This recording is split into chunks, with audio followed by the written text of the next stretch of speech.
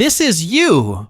You are standing on the podium of honor under the blinding glare of camera flashes. The Director of Customs himself personally pins a gold medal on your chest for seizing 5 tons of cocaine last week. You smile at the cameras with practiced humility, shake firm hands, and give a moving speech about the sacred importance of justice and duty. However, there is a dirty truth that no one in this room knows. Just 3 days ago, you yourself allowed 5 trucks full of white powder to cross the border without any inspection under your strict supervision. But before judging you, we need to rewind the tape to understand exactly why a man of the law decided to sell his soul to the devil. 5 years ago, you were the star rookie, the honors graduate of the Security Academy, who blindly believed in the system. You threw yourself into the work like a bloodhound, working double shifts without rest and arresting smugglers non-stop. But heroism has a fatal flaw. It doesn't pay the bills. When the end of the month came, you would hold your paycheck and feel like crying. That miserable money had to be split 5 ways to pay for rent, electricity, and to send something to your elderly mother back in the village. The breaking point for your dignity came on an ordinary Sunday. You took your pregnant wife to the supermarket to buy the basics for the baby on the way. At the cash register with a line of impatient people behind you, the nightmare happened.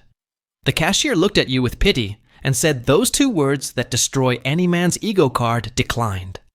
Your credit limit had been reached. With your face burning with shame, you had to return the powdered milk and diapers under the judgmental stares of strangers. On the way home, to add to your misery, your old car broke down in the middle of the road. The repair cost was equal to your entire monthly salary. While you were pushing that heap of junk under the sun, you looked across the street. You saw a small-time criminal you had arrested yourself at the beginning of the month. Now he was free and driving a shiny new pickup truck. He recognized you, rolled down the window, and gave you a mocking smile while you were sweating and pushing your broken car. At that exact moment, something snapped inside you. You realized that justice is a very beautiful concept, but justice doesn't put food on the table. With your morale at rock bottom after the supermarket incident, you take refuge in a dive bar to drown your shame. Their fate crosses your path with Carlos, an old classmate who dropped out of the police academy halfway through. But life has a cruel sense of humor. While you look like a beggar with a badge, Carlos is wearing a designer suit and a solid gold watch. After a few drinks, he reveals his secret. He works in unofficial logistics. He knows you're desperate and makes you a smooth offer. He tells you he has a container with iPhones and electronic components stuck at the port. He just needs you to suffer from temporary blindness for 5 minutes. He swears there are no weapons or drugs. It's just a little tax evasion from the government. He places a thick envelope on the table, containing the equivalent of 6 months of your salary. You look at the money, and then remember the look of disgust from the supermarket cashier. You justify it by thinking that politicians steal millions every day, so taking this is just a fair reimbursement. You put the envelope away. The next day, the truck passes right in front of you, and you simply look at your phone. With the money, you clear your debts and buy new things for your unborn daughter. That night, you sleep like a baby, convinced of your new ethical rule. You will only smuggle goods to evade taxes, but you will absolutely never get involved with drugs.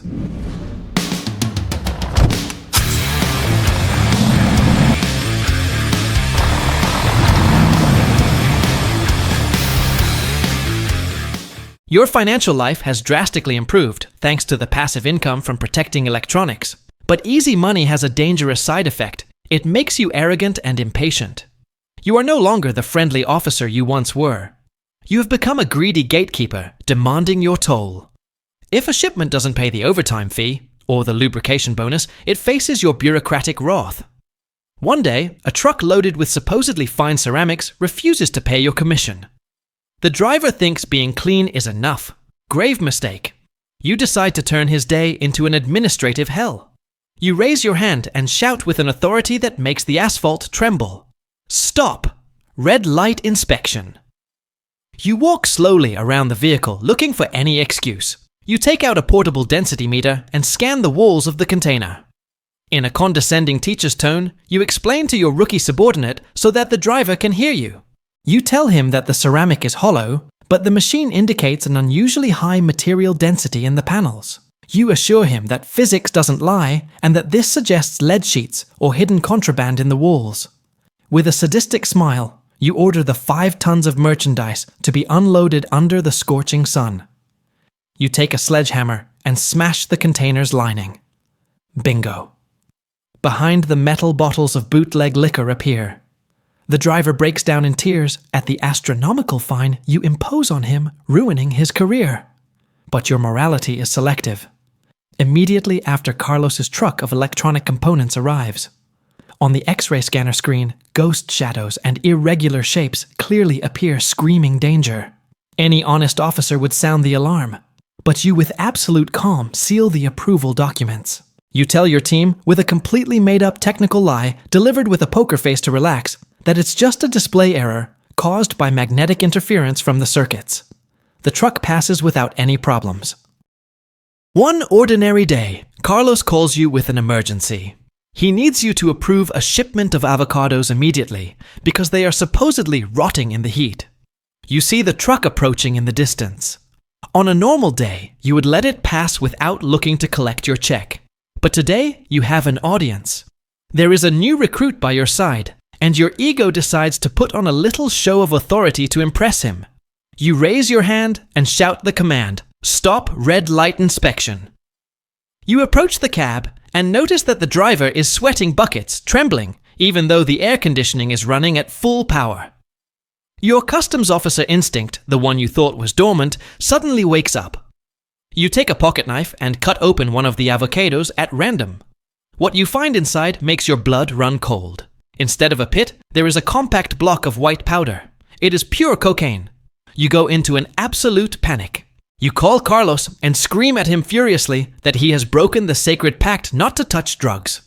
Carlos shows up shortly after, but he is no longer the submissive classmate who used to buy you drinks. Now, he has the cold, calculating look of a true kingpin. Without saying a word, he throws an envelope onto your desk. Opening it, you see high-resolution photos. There you are receiving dirty money at the bar, and even worse, photos of your daughter riding her new bicycle in the park. He tells you in a calm voice that you are too talented to be a simple low-ranking officer, and that they need someone with higher authority. Cooperate with us, and next week, the captain's chair will be yours. At that moment, you realize that you were never a partner. You were always prey being fattened up for the slaughterhouse. Swallowing your pride and your fear, you turn to your subordinates and order the truck to be released, shouting that it was just a false alarm from the scanner. A week later, just as the devil promised, the official letter of your promotion appears on your desk. The cash flow coming from the cartel is so absurd that you can no longer hide it under your mattress. You realize that to eat well and safely, you must invite others to the table. You start organizing extravagant weekend parties at 5-star resorts for your subordinates. Amidst rivers of expensive liquor and the company of beautiful women, you approach your most loyal colleagues. With a charming smile, you whisper in their ears about a golden opportunity to earn extra money. Of course you are a businessman, not a vulgar criminal, so you don't use the word drug trafficking.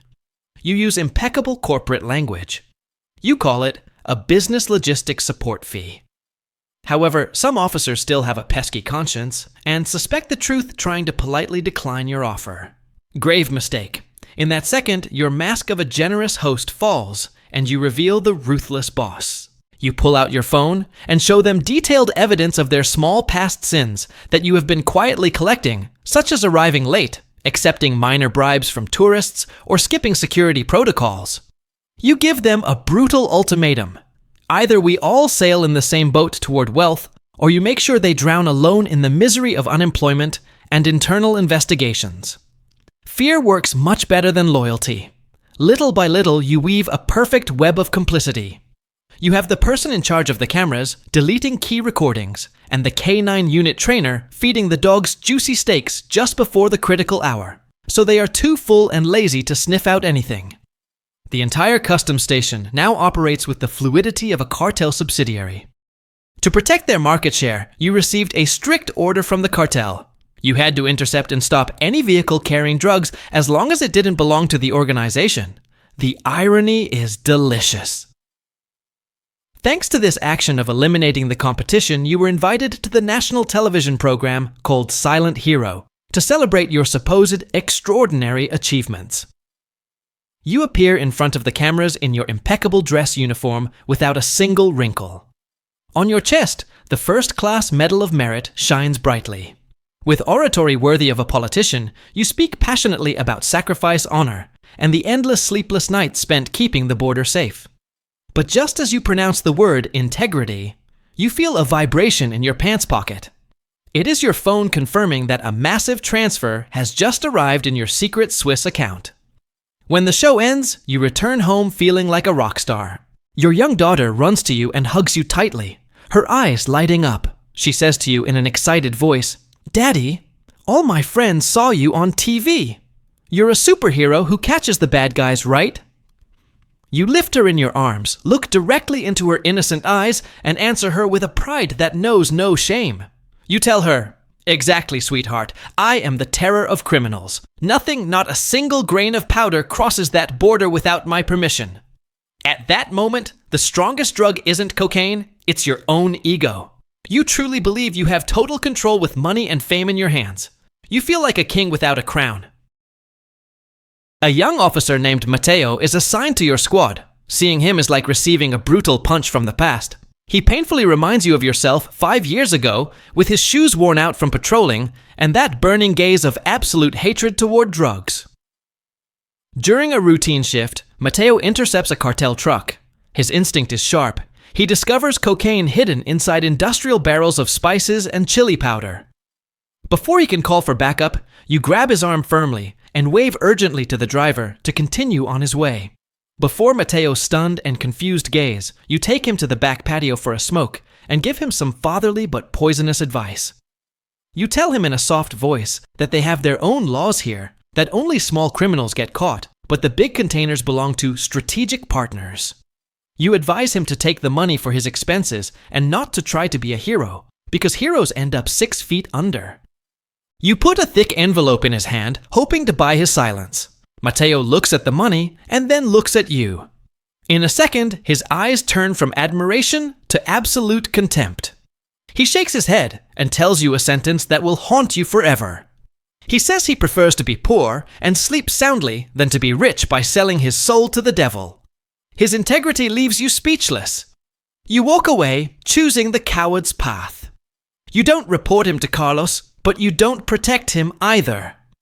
You decide to look the other way. The next morning, you receive the news you feared. Matteo was crushed by a truck that supposedly lost its brakes while he was on his way home. You feel nauseous, and the world spins because you recognize the license plate in the police report. It was the same truck you let pass yesterday. You personally signed his death warrant. At the funeral, you stand solemnly in front of his closed casket to read the eulogy. You speak of his sacrifice and his bravery with a steady voice, but with every word of praise about his honesty, you feel the last remaining human part of you wither and die for good.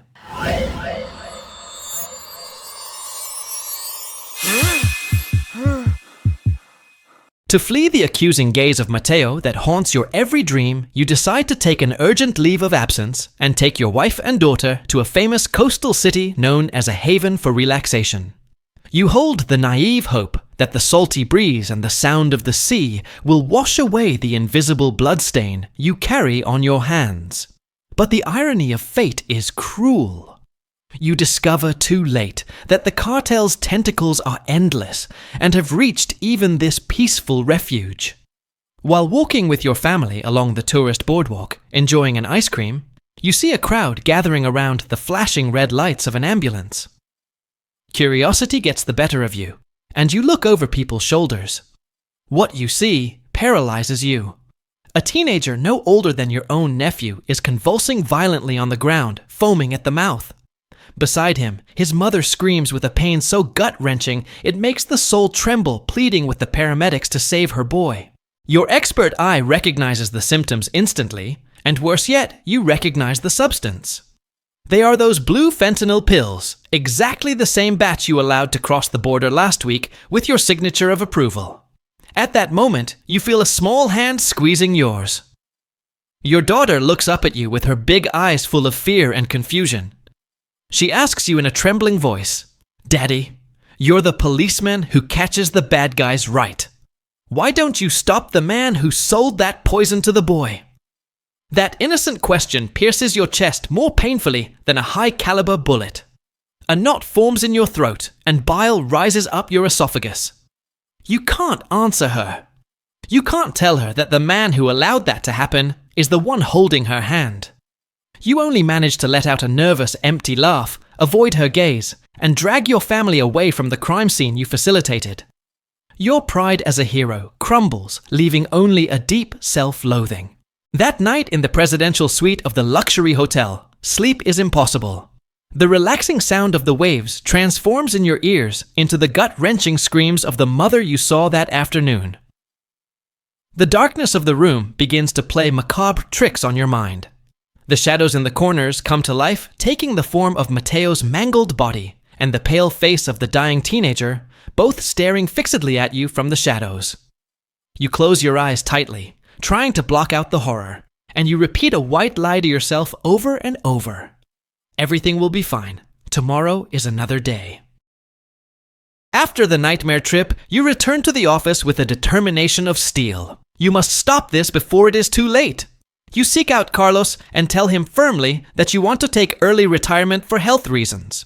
You offer to return a large portion of your earnings in exchange for your total freedom. On the other end of the line, there is a long, heavy silence. Then he hangs up without saying a single word, neither yes nor no. That silence causes you unbearable anxiety. That same afternoon, upon arriving home, you find a gift box wrapped in luxurious red paper at the front door. You think it is a late gift from some relative for your daughter, and you take it inside. But when you lift the lid, your heart stops. There are no toys or candy. Inside is the head of your daughter's favorite doll. The plastic neck has been jaggedly cut and is soaked in fresh red paint that mimics blood. Underneath you find a handwritten note with a brief but terrifying message: "Plastic heads can be replaced. Human heads cannot. Don't force me to visit your little princess while she sleeps." You fall to your knees on the floor, understanding the reality. The cartel entered your house. They entered your daughter's room to take that doll. The message is crystal clear. You will never be able to leave.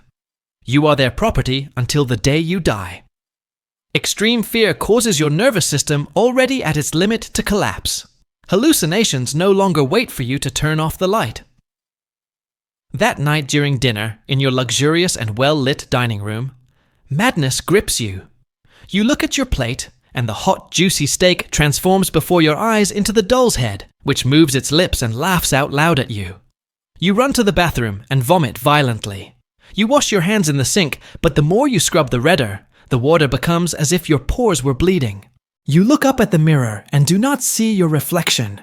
You see Mateo's pale face, the boy from the overdose, and thousands of unknown faces screaming in agony. Suddenly, Mateo lunges against the glass from the other side and yells at you, "Chief!" You suddenly snap awake in your chair. You are still at the dining table. Your wife and daughter look at you with eyes full of concern and fear. Your wife asks if you are okay. She says you have been staring into space, totally gone for an hour. You swallow the panic, force a smile, and lie once more, assuring her that you are just exhausted from work. After dinner, you get into the shower and scrub your skin hard until it's red, desperately trying to wash away the feeling of filth that the hallucinations left on you. While the water is running, the inevitable happens.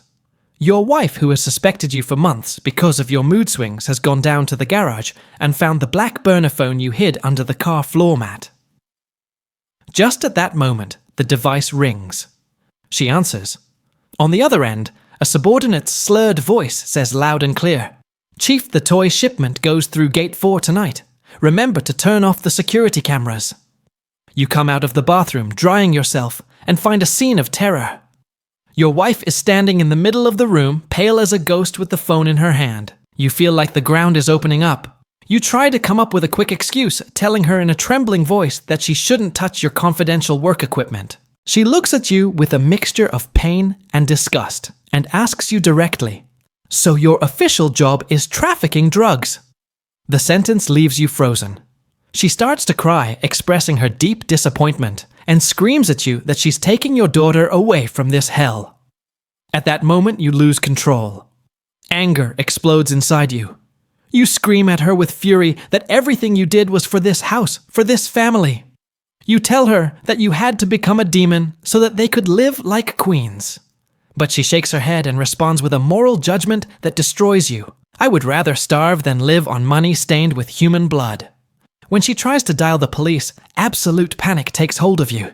You lunge at her like an animal, rip the phone away, and give her a brutal slap that throws her violently to the ground. The sound of the blow echoes, and then there is a deathly silence. You look up toward the bedroom door. There is your daughter. She is standing there, clutching her teddy bear tightly, her eyes wide open, filled with absolute terror. She no longer sees her father the superhero. She sees the monster. That look of childhood disappointment hurts you more than 1,000 stabs to the heart.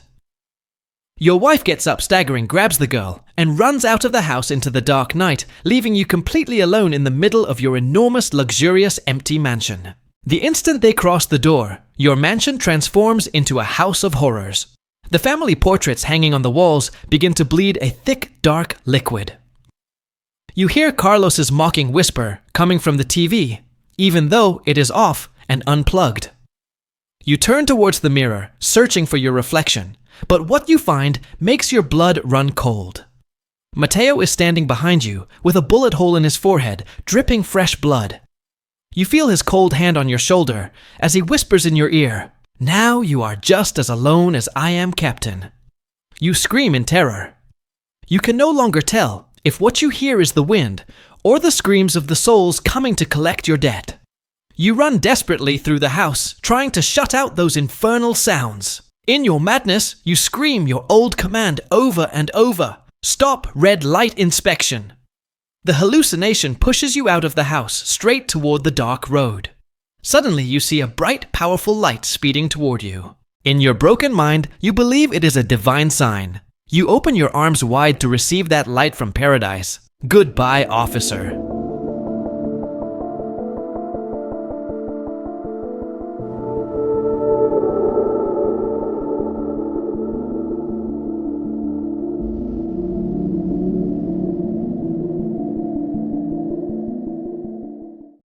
That's all for today. I will make similar videos in the future. Subscribe to see them.